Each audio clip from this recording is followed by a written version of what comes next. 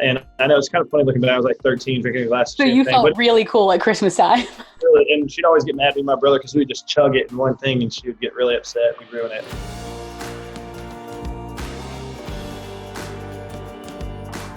Hey everyone, it's your girl Emily Curl at iHeartRadio, and welcome back to my virtual studio here in Brooklyn, New York. Today we're joined by country music singer, songwriter, and musician Parker McCollum. Parker, thank you so much for being here. Yeah, thanks for having me. I'm excited to talk about all the music that we have going on, but first I thought we could take it back a little bit. So you're originally from Texas, right outside of Houston to be exact. That's where you grew up, which also boasts the likes of Beyonce, Kenny Rogers, and honestly Willie Nelson just down the road. Was Houston an inspiring city musically to grow up in? I think so. I mean, there's a lot. I mean, especially in country music, you think like George Jones and Rodney Crowell, and I mean, even like Tracy Byrd. They're all from kind of the greater Houston area. They're more like Beaumont, Port Arthur, but you know, if you're from there, you consider it Houston. So it's there's a long list of greats from that area. I love it. Now take me back. What was your first concert growing up where you looked up on stage and you were like, okay, I want that to be me one day. This is the dream. The first time, I would say probably seeing Pat Green sell out the Houston Rodeo when I was really little. My mom took me and my brother, and we were huge fans. And I just remember leaving, you know, and kind of in awe and being like, I think I could do that. Was there one song that stuck out to you that like is still special to this day? I mean, I loved all of his really early stuff. His record, 3 Days, and then obviously I think his first album was George's Bar. When I was like little and my brother was in high school and stuff, and he would always be watching me and I'd be running around with him and his friends. Probably way too young to be doing that looking back. But both those records just kind of, every time I hear them, I like go back to those days in my mind. So Carry On's a song that stands out for sure. Love that. And now we had to talk yesterday. You just met, who was it? Garth Brooks? I met Garth Brooks yesterday. Very random. I mean, we were. Yeah, tell me that. What was that experience? We were cutting liners at this studio on Music Row and doing a couple Zoom calls from there. And on the way over, Jacob had said, hey, you know, Garth is here doing what you're doing. The same thing. He's before you. So we went in and sat in the lobby, and I could like see him through the window of him in there doing his thing. And then here he comes walking out, and I was like, I believe I've listened to him for so long. I remember my brother getting his like massive box CD set from Walmart for Christmas one year when we were kids. It was like such a big deal to get that. And then all of a sudden, you know, you were just standing in a lobby, and he walked out and he's like, hey Parker, you know, just congrats on everything that's going on. He's like, I know it's been a weird year, but I think he said when the flag drops and things are back to normal, your life will be as good as it's ever been. And a great, very, very, very strong. I like to think I have a very strong handshake. I always put a lot of emphasis on it, and his was concrete. I will definitely be ready for it next time. Fully prepared. What did you say back to him after he said something like that? Thanks. I was like, yeah, it's been weird. I was like, but you know, we're lucky to even be doing what we're doing right now. So it was just, I was looking at him. I was like, dude, you're Garth Brooks. That's rowdy. Congratulating you. I mean, that's so crazy. And now you are based in Austin, but you said Nashville is your second home. Do you have any plans on moving to Nashville, or are you pretty happy in Texas in that community? Well, you know, I have a place in Texas, but when things are normal, like before COVID, I was in Nashville the majority of the time, and I wasn't on the road. I typically fly here every Sunday and then fly back every Wednesday or Thursday, go back on the road. And so I kind of split time, but I'm in Nashville way more, so I think making the move here full time would make sense here pretty soon. Yeah. And now you're a songwriter, writing almost all of your own music and a lot of your songs too. They're very vulnerable. They're very real. For you, what does that creative process look like? There is a method to the madness, I think, in my head. At least to me there is. But there's no formula or really strategy or anything. It's just melody is a big thing for me. So I sit around and pick on the guitar and try to find melodies all the time. And once I find one that I really just kind of think is worth putting, you know, focusing on a little bit, that's when, I mean, I'll have them for 2 or 3 years before I ever write to them. And a couple songs on this last EP, I'd had, you know, the hook or the melody or whatever for a long, long time. Really? And just kind of sat down with him. I was like, it's time to finish this. So I wish there was a perfect formula so I could just crank them out all the time. No, being such a devout songwriter, who is an artist out there that you really admire as like an amazing lyricist? Somebody, John Mayer for sure. I mean, I think his songwriting kind of gets overshadowed by obviously his guitar playing and his performing and everything else that he's just phenomenal at. And I don't think his songwriting really gets as much credit as it deserves, which is my most favorite thing about him, and something I've just tried to rip off from him time and time again unsuccessfully. Have you met him before?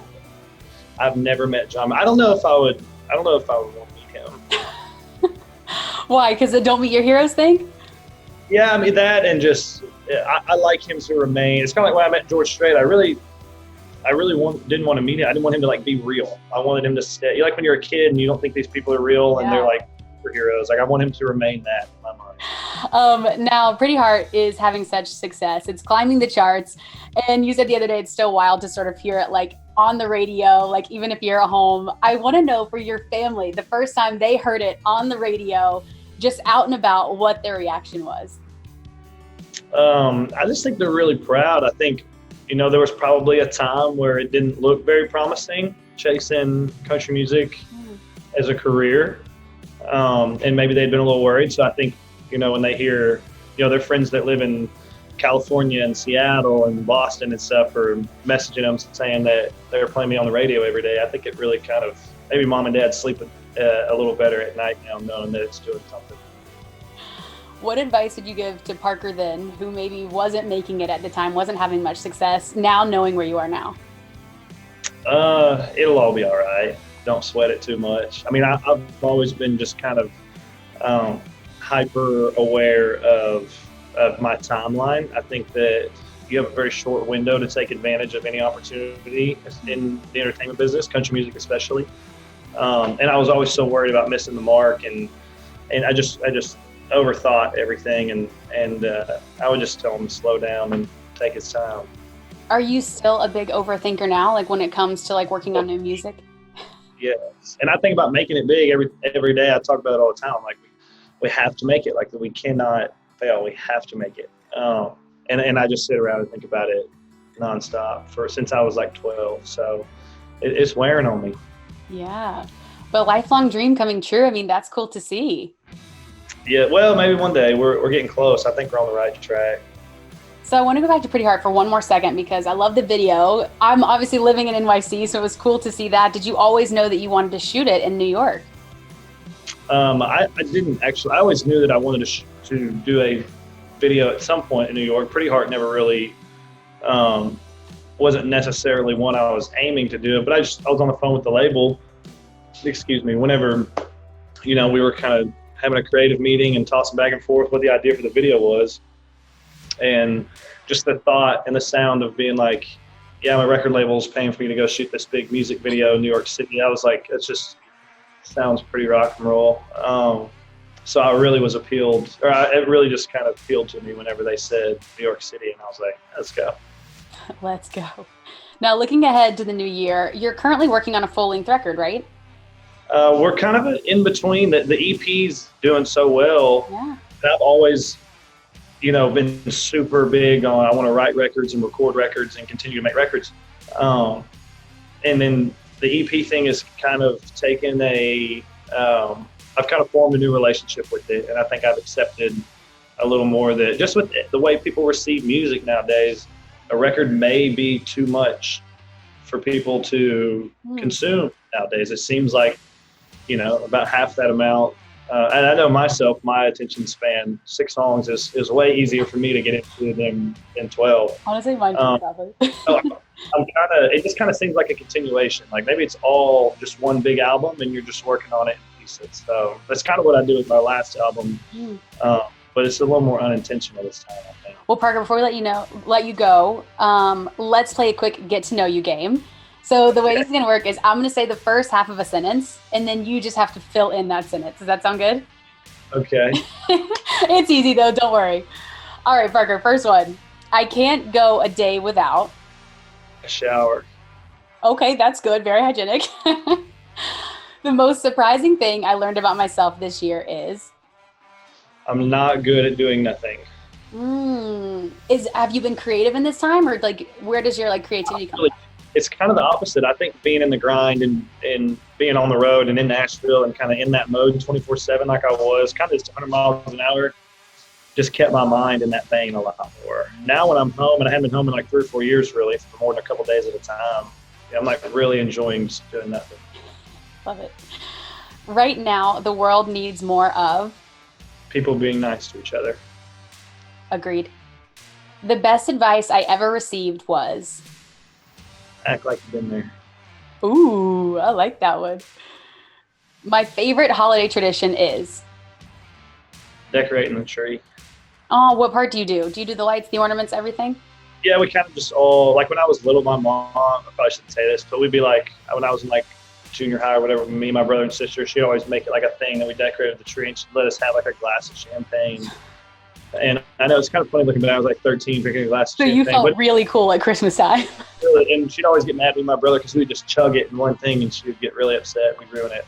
But that's something that I do enjoy. The most important question of all is how soon is too soon to put up a Christmas tree in your household? I think all year round, just to have the vibes of when you walk in the door. That fresh balsam, you can't beat it. I love Christmas. I love decorations. I love being festive and seasonal things. I have a big candle collection, and I have like especially like fall and winter candles that like I wish I could leave them burning when I leave the house, so when you walk back in the house, they're yes. And I do that on the bus often. Like when I go on stage, I'll leave candles burning on the bus, which you probably shouldn't do. Is someone watching them, or they're just straight up burning by themselves? They just burn by themselves. Parker, that's scary. I'm for the holiday vibes, but I love to come back on the bus, especially this time of year when it's cold and it like smells like, burnt cinnamon fall leaves or whatever it is. So best. Well, Parker, thank you so much for being here. So nice to meet you. So great to get to talk to you. We're so excited for you too. For everyone watching, make sure you stream Hollywood Gold out now. Parker, thank you so much. Emily, thanks for putting up with me for a little bit. I appreciate it. Listen, go light some candles and enjoy the rest of your day. Thanks so much for watching. You can stream Parker McCollum's new EP, Hollywood Gold, out now on iHeartRadio. We'll see you next time.